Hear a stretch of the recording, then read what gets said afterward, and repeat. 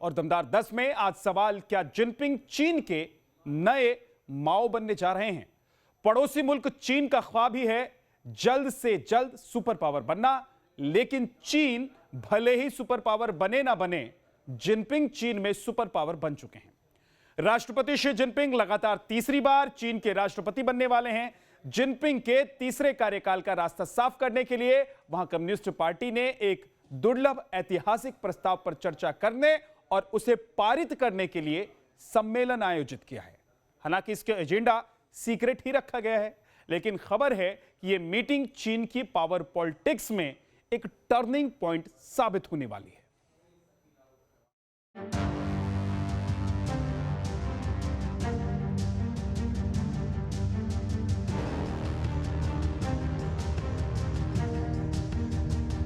Beijing में नए सिरे से इतिहास लिखा जा रहा है। जिनपिंग के रास्ते के कांटों को साफ किया जा रहा है। कम्युनिस्ट पार्टी ऑफ चाइना का 4 दिन चलने वाला अधिवेशन शुरू हो चुका है, जिसमें इस बात पर औपचारिक मुहर लगेगी कि जिनपिंग जब तक जिंदा रहेंगे वो चीन के राष्ट्रपति बने रहेंगे। मतलब साफ है, जिनपिंग का सियासत से संन्यास नहीं होगा, जिसके लिए कम्युनिस्ट पार्टी के नेताओं की इस बैठक में चीनी संविधान को भी तिलांजलि दी जा रही है। आने वाले वक्त में मैं ये देख रहा हूं कि चाइना का डिक्लाइन शुरू हो चुका है, और जब एक कॉन्सेंट्रेशन ऑफ पावर, एक डिक्टेटरशिप एक ही आदमी के हाथ में आ जाती है, तो वो एक 360 डिग्रीज वर्ल्ड व्यू नहीं देख पाता। चाइनीज कम्युनिस्ट पार्टी के इतिहास में यह सिर्फ दूसरी बार हो रहा है जब शी जिनपिंग इतिहास बदलने वाले हैं, और माओ के बाद शी जिनपिंग चीन के सबसे ताकतवर नेता बनने वाले हैं। इससे पहले 1945 में माओ के अधीन ऐसा प्रस्ताव पारित हुआ था, जिसने माओ को सत्ता पर कब्जा करने से 4 साल पहले ही कम्युनिस्ट पार्टी पर अपना अधिकार मजबूत करने में मदद की। उसके बाद दूसरी बार ऐसी घटना 1981 में हुई थी, जब देंग शियाओपिंग ने भी संकल्प प्रस्ताव प्रकाशित नहीं होने दिया था। अब ठीक ऐसा ही जिनपिंग करने जा रहे हैं, जो आजीवन राष्ट्रपति बनकर सत्ता के केंद्र में रहेंगे।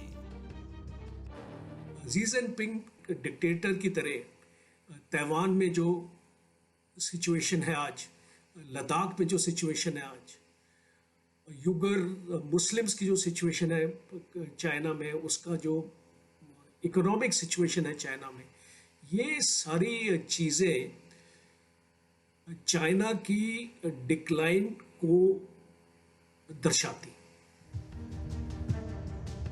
बीजिंग में इस वक्त चल रही कम्युनिस्ट पार्टी की महाबैठक में करीब 400 सदस्य शामिल हैं। इस हाई लेवल बैठक में पार्टी के 100 साल के इतिहास का आधिकारिक तौर पर पुनर्मूल्यांकन करने वाला एक संकल्प जारी किया जाएगा, जिसके बाद शी जिनपिंग को जो माओ त्से तुंग और देंग शियाओपिंग के बाद चीन का एक युगांतरकारी नेता घोषित किया जाएगा।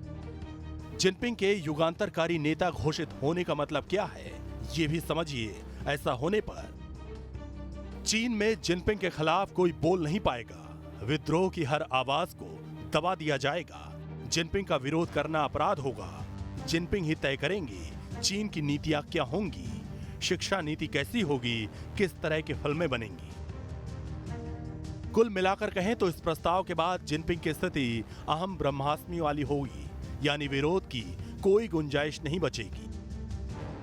2018 में 2 टर्म प्रेसिडेंसी रूल को इसने स्क्रैप किया, और वहीं से अंदेशा दे दिया कि ये एक प्रेसिडेंट लाइफ के लिए रहना चाहता है, और इसने हजारों मिलिट्री और अपने पार्टी वर्कर्स जो इसके लिए ऑब्स्टिकल बन सकते थे, इसने सिस्टमैटिकली इन सब लोगों को एलिमिनेट किया है। दरअसल शी जिनपिंग को लेकर पिछले 2 सालों से काफी नकारात्मक तस्वीर बनी है। लिहाजा कम्युनिस्ट पार्टी की कोशिश है कि शी जिनपिंग की नकारात्मक छवि में सुधार लाया जाए। इसके लिए चीन में शी जिनपिंग की तारीफों के पुल बांधे जा रहे हैं। उन्हें किसी हीरो की तरह पेश किया जा रहा है। मैगजीन और टीवी पर उन्हें चीन को कोरोना के कहर से बचाने वाला, देश को आर्थिक संकट से निकालने वाला और अमेरिका के खिलाफ मजबूती से खड़ा रहने वाला बताया जा रहा है। चीन में शुरू से ही कम्युनिस्ट पार्टी का दबदबा रहा है, जिसने अपने 100 साल पूरे कर लिए हैं। पुरानी पार्टी के ऐतिहासिक अनुभव के साथ उपलब्धियों पर एक प्रस्ताव पारित किया जा सकता है। इस अवसर पर कम्युनिस्ट पार्टी के आधिकारिक इतिहास को नए ढंग से लिखा गया है। 531 पृष्ठों वाले इस किताब का 1/4 से ज्यादा हिस्सा जिनपिंग को समर्पित है। फिलहाल शी चीन में सबसे शक्तिशाली हैं। 68 साल के जिनपिंग के पास चीन की सत्ता के तीनों केंद्र हैं। जिनपिंग के पास सीपीसी के महासचिव का पद है, शक्तिशाली केंद्रीय सैन्य आयोग के वो अध्यक्ष हैं और राष्ट्रपति तो वो हैं ही। जिनपिंग माओ के बाद सबसे ताकतवर नेता के तौर पर उभरे हैं। 2016 में जिनपिंग को पार्टी का कोर लीडर भी बनाया गया था। ये दर्जा माओ को ही प्राप्त था। शी जिनपिंग का प्रेसिडेंट फॉर लाइफ बनना पूरे विश्व के लिए एक बहुत बड़ा खतरा है। और माओ के बाद जो चाइना में हुआ है वो कलेक्टिव लीडरशिप की तरफ बढ़े हैं। और अभी जो हम देख रहे हैं शी जिनपिंग के आने से, ये माओ वाला जो पीरियड है ये वापस लौटने वाला है। माओ को जब ताकत मिली थी तभी चीन तानाशाही दौर में आया था। उसने इंसानियत को लहूलुहान कर दिया था। वो साल था 1950 का, जब माओ की नजर तिब्बत पर पड़ गई। माओ ने 1951 में तिब्बत पर हमला कर दिया। कम्युनिस्ट पीपुल्स लिबरेशन आर्मी ने तिब्बत को कुचल दिया। बताया जाता है कि तब तिब्बत में लाखों लोग मारे गए थे। लाल सेना ने तिब्बतियों के घरों में जमकर लूट मचाई थी। 30 साल पहले चीन में राष्ट्रपति के 2 टर्म का नियम इसी डर से बना था कि फिर कहीं माओ युग न देखना पड़े। लेकिन चीन के मौजूदा दौर माओवाद से भी ज्यादा खतरनाक है। चीन माओवाद से जिनपिंगवाद की तरफ बढ़ चुका है।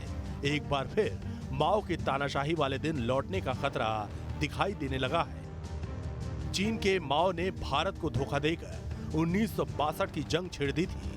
हाल की घटनाओं को देखें तो एक बार फिर चीन इसी रास्ते पर लौटता दिख रहा है। सवाल यही है कि क्या जिनपिंग की ताकत बढ़ने से दुनिया में चीन की चुनौतियां और बढ़ेंगी? क्या तानाशाही की राह पर बढ़ रहे हैं चीन के कदम? चीन में लोकतंत्र नाम की कोई चीज नहीं है। यही वजह है कि चीन की संसद को रबर स्टैंप ही कहा जाता है। चीन की संसद पहले ही जिनपिंग के आजीवन राष्ट्रपति बने रहने पर मुहर लगा चुकी है। आर्थिक और सामरिक एजेंडे को साध कर जिनपिंग चीन के सबसे प्रभावशाली नेता बन चुके हैं। इसमें कोई शक नहीं कि जिनपिंग के राज में चीन दुनिया की बड़ी आर्थिक ताकत बनकर उभरा है। चीन की जीडीपी भारत की 2.4 लाख करोड़ डॉलर से लगभग 4.5 गुना ज्यादा है। चीन 13% के साथ सबसे बड़ा एक्सपोर्टर है। दुनिया की 100 सबसे अमीर कंपनियों में से 12 चीन की है। दुनिया में दबदबा बढ़ाने के लिए शी जिनपिंग ने आर्थिक ताकत बढ़ाने की फुल प्रूफ प्लानिंग की। इसके लिए विस्तारवाद एजेंडे को हवा देने के लिए वो one belt one road project पर काम कर रहे हैं, जिसके तहत छोटे देशों को कर्ज के जाल में फंसाना और यूरोप तक अपनी पहुंच बनाना है। सुपर पावर बनने की सनक, दुनिया पर राज करने का ख्वाब, दुनिया में दबदबा बढ़ाने की चाल। चीन अपने इसी एजेंडे को साधने के लिए पहाड़ से लेकर समंदर तक दुनिया के लिए हर रोज नई चुनौती खड़ी करता है। वो महाशक्तियों पर आंखें तरेरने के लिए फौजी बेड़े से लेकर फाइटर जेट्स की ताकत बढ़ा रहा है। और अब इस मिशन पर लगे राष्ट्रपति शी जिनपिंग को मिल गई है अजयी ताकत। सवाल यही है कि चीन के लिए इससे आगे की राह क्या होगी? दुनिया भर में ये सवाल कौंधने लगे हैं कि अब जिनपिंगवाद के रास्ते पर चीन की दिशा क्या होगी? Team news nation.